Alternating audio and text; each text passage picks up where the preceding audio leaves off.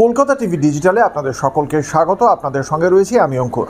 আমরা প্রায়শই শুনি অনেকেই এই তিক্ত অভিজ্ঞতার সম্মুখীন হয়েছেন যে মোবাইল ফোনে ফোন করে বা সেখান থেকে সিম কার্ড জালিয়াতি করে ব্যাংক থেকে প্রচুর টাকা জালিয়াতি করে নিয়েছে সাইবার জালিয়াতি কোনো জালিয়াতরা, এবং জামতারা গ্যাংয়ের নাম উঠে এসেছে এই ঘটনায়। এবার সেই সাইবার জালিয়াতির ঘটনার প্রেক্ষিতে যে অভিযোগ হয়, সেই অভিযোগের সংক্রান্ত মামলায় বিপুল টাকা জরিমানা করা হলো আইসিআইসিআই ব্যাংক এবং ভোডাফোন আইডিয়া সংস্থাকে।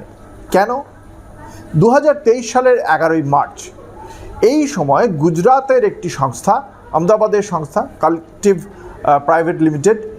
Collective trade links private limited, এই সংস্থার একজন বড় কর্তা তিনি বিদেশ ভ্রমণে গিয়েছিলেন, ভিয়েতনামে গিয়েছিলেন, এবং সেই সময় ওই কোম্পানির একটি মেল আইডি থেকে ভোডাফোনের কাছে একটি মেল যায়, যে মেলের বক্তব্য ছিল যে বড় কর্তা এই মুহূর্তে বিদেশে রয়েছেন প্রকাশ, তার সিমেই কোম্পানির যে টাকার যে লেনদেন সংক্রান্ত তথ্য যেত, সেই সিমে যাতে সিমটি সোয়াপ করে দেওয়া হয় এমন একটি মেল যায় ভোডাফোনের কাছে।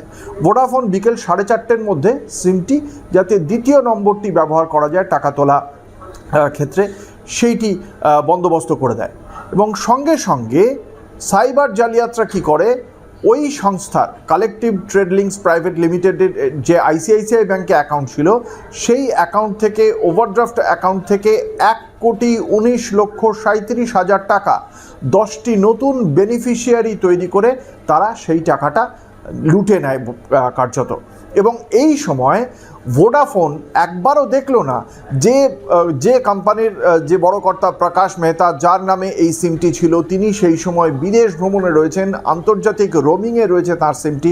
তারপরেও ছুটির দিনে এই টাকা দেওয়া হলো, এই সিমটা বদলে দেওয়া হলো। এবং আইসিআইসিআই ব্যাংক চেক করলো না যে ওই কোম্পানির ওভারড্রাফট অ্যাকাউন্ট থেকে ছুটির দিনে 1,19,37,000 টাকা এভাবে একের পর এক উইথড্রয়াল হয়ে যাচ্ছে।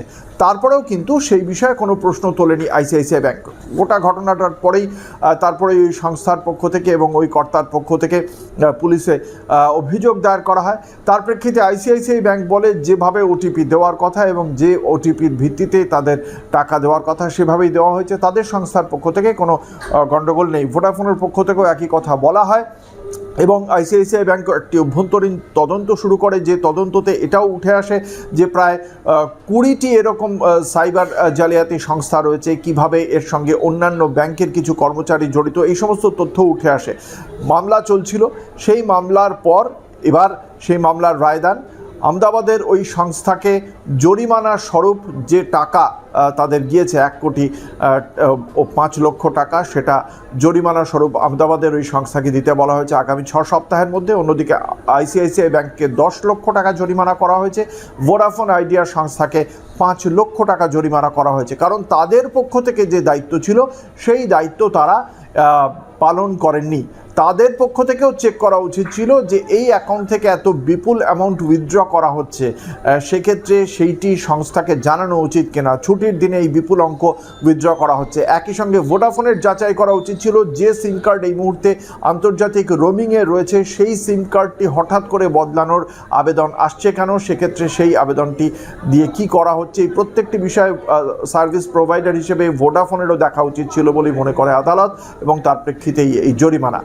এই যে রায়, এই রায় দৃষ্টান্ত হয়ে থাকবে এই ধরনের সাইবার জালিয়াতির কারণে। আগামী দিনে এই রায়ের দৃষ্টান্ত সামনে রেখেই বহু মানুষ আদালতের কাছে আবেদন জানাতে পারেন সাইবার জালিয়াতিতে তারা ক্ষতিগ্রস্ত হলে। এবং একই সঙ্গে এভাবে যে বড় অঙ্কের টাকা লুট হয়ে যাচ্ছে সেটাও একটা শিক্ষণীয় বিষয়, যাতে এই ধরনের ফাঁদে সাইবার জালিয়াতি যাতে না হয় তার জন্য নিজেদেরও সতর্ক থাকতে হবে। এই ধরনের খবর আরও দেখতে হলে চোখ রাখুন কলকাতা টিভি ও কলকাতা টিভি ডিজিটালের রাত দিন 7 দিন।